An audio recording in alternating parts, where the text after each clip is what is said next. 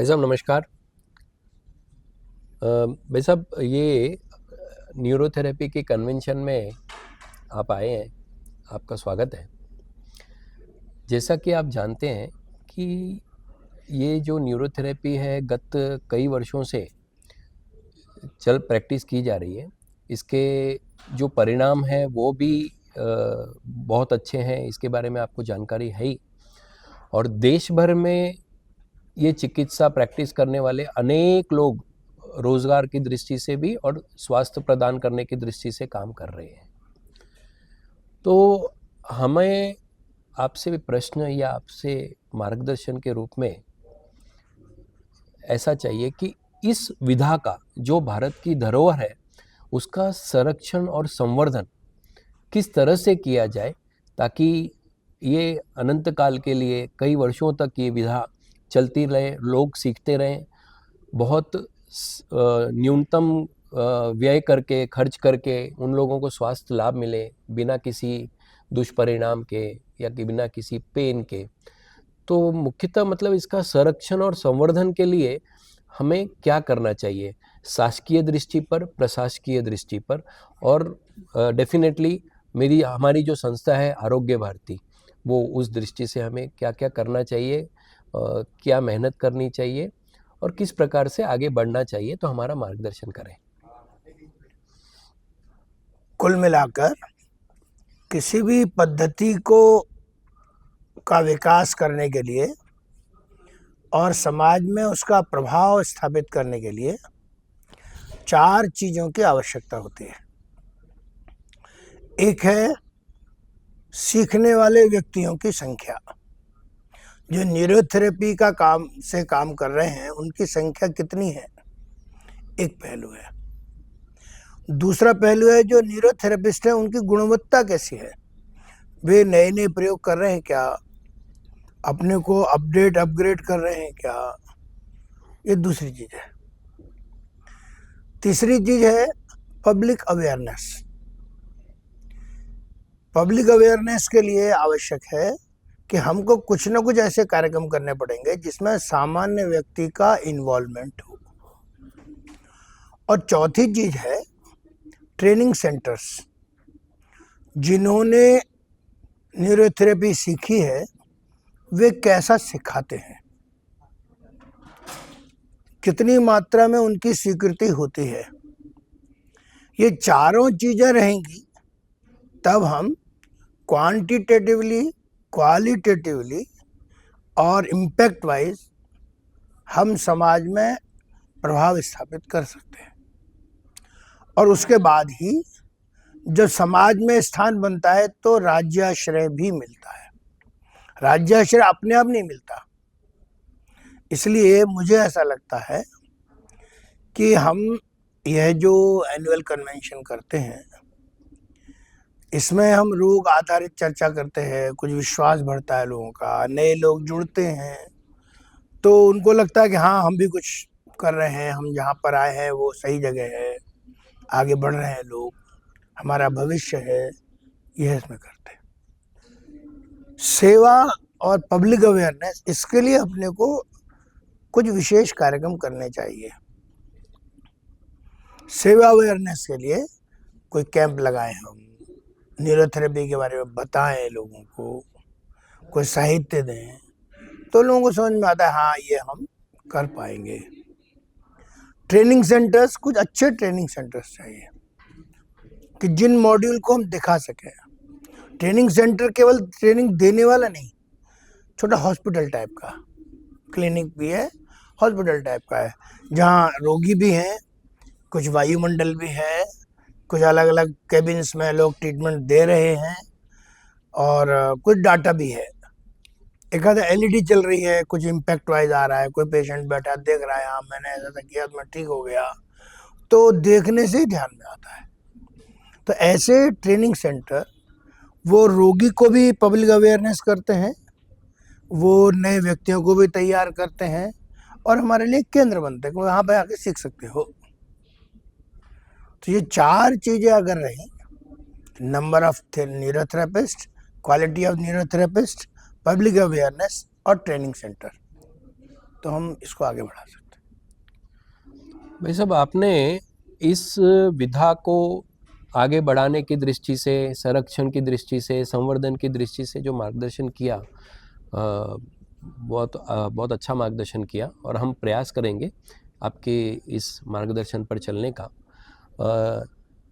लेकिन मैं एक न्यूरोथेरेपी के स्वार्थ की दृष्टि से एक आपसे प्रश्न करना चाहूँगा।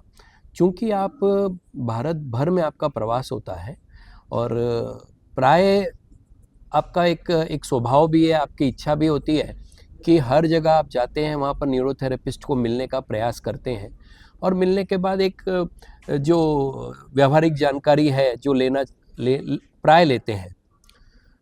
तो मैं आपका अभिप्राय ये चाहूँगा कि इसके रिजल्ट के बारे में जो आज कन्वेंशन में हम बता रहे हैं कि गंभीर बीमारियों का इलाज सफलतापूर्वक किया गया, उसके बिफोर एंड आफ्टर के रिजल्ट्स हमारे पास अवेलेबल भी हैं और आपके भी संपर्क में और आपके अनुभव में ये विषय आए ही होंगे डेफिनेटली। तो मैं आपसे ये पूछ रहा हूँ कि आप इस विधा के एज अ साइंस कि भाई इसकी उपयोगिता समाज के लिए या स्वास्थ्य की दृष्टि के लिए या चिकित्सा पद्धति की दृष्टि से, ये आप इसको कैसा मापदंड देंगे? मतलब आप आपकी दृष्टि से इसको कितने नंबर देंगे कि भाई ये विधा बहुत अच्छी है या इसमें अभी ये चीज़ें होनी आवश्यक है या हमें ये करना है? और डेफिनेटली चूंकि आप आरोग्य भारती से हैं और आरोग्य भारती परंपरागत चिकित्सा को लेकर जो कार्य कर रहा है वो तो अतुलनीय है डेफिनेटली। उसके लिए, उसकी दृष्टि से, उस संदर्भ में हम इस विषय को किस तरह से एक चालना दे सकते हैं, चलन दे सकते हैं, बढ़ा सकते हैं? कृपया। इसमें दो चीजें हैं। एक तो रिमोट एरियाज में जितना हम जाएंगे, जहां पर स्वास्थ्य सेवाएं कम हैं, वहां पर हम न्यूरोथेरेपी को ले जाएंगे तो एक तो हमारी सस्ती चिकित्सा है, वहां पर पहले से डॉक्टर्स की कमी है, हम बिना दवा के दे रहे हैं, हम अपने को डॉक्टर नहीं बोलते, तो हमारी सेवा भी होगी, पब्लिक अवेयरनेस भी होगी और लोगों को कम कीमत में चिकित्सा भी उपलब्ध होती है। तो वहां से हमारा वायुमंडल बनेगा। बड़े शहरों में हमारे ट्रेनिंग सेंटर हो सकते हैं, कुछ ऐसे व्यक्ति भी हो सकते हैं कि जो वीआईपी हैं, जिनको समाज जानता है अच्छी तरह से, उनको अगर हमने ट्रीटमेंट दिया तो वे हमारे एम्बेसडर बनते हैं।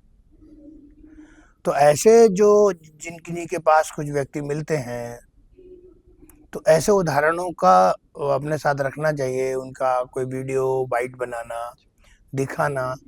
तो 10 जगह लोग देखते हैं, 100 जगह दिखेंगे तो ध्यान में आएगा, हाँ बड़े लोग भी इसको पालन कर रहे हैं। जैसे नितिन गडकरी जी, उनका विश्वास है न्यूरोथेरेपी के बारे में, वो करते हैं, हम भी कर सकते हैं, हम भी किसी वीआईपी को पकड़ सकते हैं, उनका ट्रीटमेंट कर सकते हैं। बहुत सारे लोगों संपर्क में रहते हैं, अच्छे व्यवसायी हो सकते हैं, वेल नोन पॉलिटिकल व्यक्ति हो सकते हैं, कुछ चिकित्सक हो सकते हैं जो काम करते हैं हमारे साथ। तो ऐसे कुछ सामाजिक कार्यकर्ता हो सकते हैं जिनका समाज में स्थान है, तो उनके वीडियो हमने लिए, बाइट लिए और कहीं चलाई, तो हम इसका प्रचार प्रसार कर सकते हैं। तो यही इस समय की आवश्यकता है कि बाहर रिमोट एरियाज में फैलाना और ऐसे वीआईपीज को ट्रीटमेंट का लाभ दे करके वो हमारे एम्बेसडर बने। बहुत बढ़िया भाई साहब। अभी एक निवेदन, लास्ट का निवेदन है ये कि इस प्रकार की भारत परंपरागत चिकित्साओं की धरोहर है। अनेकों प्रकार की परंपरागत चिकित्साएं अवेलेबल भारत में है जो विलुप्त हो गई है या कुछ होने की कगार पर है। अगर संभव हो और उचित लगे तो अगर शासकीय दृष्टि पर एक प्लेटफॉर्म, सिर्फ कितने लोग इस चिकित्सा को कितने वर्षों से, मैं न्यूरोथेरेपी के लिए खाली बात नहीं कर रहा हूँ, अनेकों चिकित्सा पद्धतियां हैं, अगर हमने उन लोगों को एटलीस्ट कहीं एक प्लेटफॉर्म दे दिया कि आप कितने साल से प्रैक्टिस कर रहे हैं, आपके यहाँ कौन कौन प्रैक्टिस कर रहा है। क्योंकि अभी एक व्यक्ति आने वाले हैं चूड़ामन कापड़े, वो एक टेक्निक जानते हैं। अब वो टेक्निक उनके दादाजी के समय की है, दादाजी से पिताजी ने सीखी, चाचा जी ने सीखी, अभी उसने सीखी, पट्टी की टेक्निक है। इस प्रकार के अनेकों हैं। मंदसौर में कुछ एक चिकित्सा पद्धति होती थी। मुझे याद है कि हम राजकोट में आरोग्य भारती के प्रतिनिधि सभा कार्यक्रम में गए थे, तो वहां पर उन्होंने एक दांत जो हिल रहा था उसको मंत्र की शक्ति से निकाल दिया था, बिना खून का एक ड्रॉप भी वेस्ट हुए। तो ये जो चिकित्सा पद्धतियां हैं, ये कहीं ना कहीं इसका संरक्षण होना चाहिए।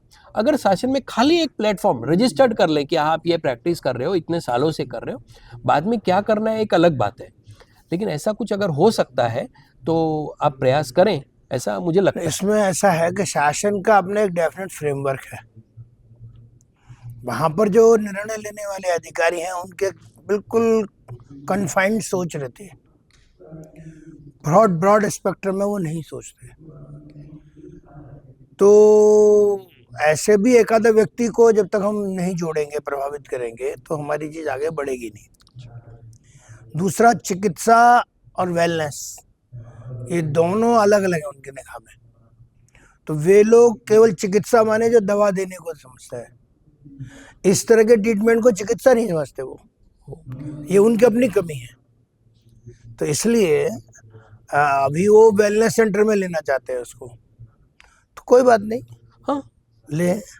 तो और दूसरी बात, टर्मिनोलॉजी, हमारे पास एक विधिवत टर्मिनोलॉजी है, एक पाठ्यक्रम है जो लोगों को समझ में आता है, तो हम उसको आगे बढ़ा सकते हैं सरलता से। हमारी टर्मिनोलॉजी नहीं है तो हम उसको एक्सप्लेनेशन नहीं दे सकते। इसलिए हमारी आवश्यकता इस समय की है कि अपनी इस पद्धति का क्रोनोलॉजिकल डेवलपमेंट करना, टर्मिनोलॉजी का विकास करना जो सामान्य व्यक्ति को समझ में आए, और थोड़ा फाइननेस माने जैसे हम प्रेशर देते हैं, कितनी देर, कितने सेकंड, कितने पाउंड का, कोई मेजरमेंट है क्या उसका, है ना, 1 ऑंस है, 2 ऑंस है, कितना प्रेशर दे, कितने सेकंड देना, किस अंग से देना, ये तो हम बताते किस अंग से देना। तो ऐसे कुछ जो फाइन चीजें हैं उनको भी अपने को मेजरमेंट करना पड़ेगा, तब हम इसको और अच्छा स्वरूप दे पाएंगे। ऐसा बहुत बहुत धन्यवाद, आपने बहुत अच्छा मार्गदर्शन दिया। आप हमारे न्यूरोथेरेपी के पथ प्रदर्शक हमेशा ही रहे हैं। इतनी व्यस्तता के बावजूद भी आप हर साल हमें मार्गदर्शन देने के लिए उपलब्ध होते हैं। हम बहुत बहुत आभारी हैं। धन्यवाद। नमस्कार।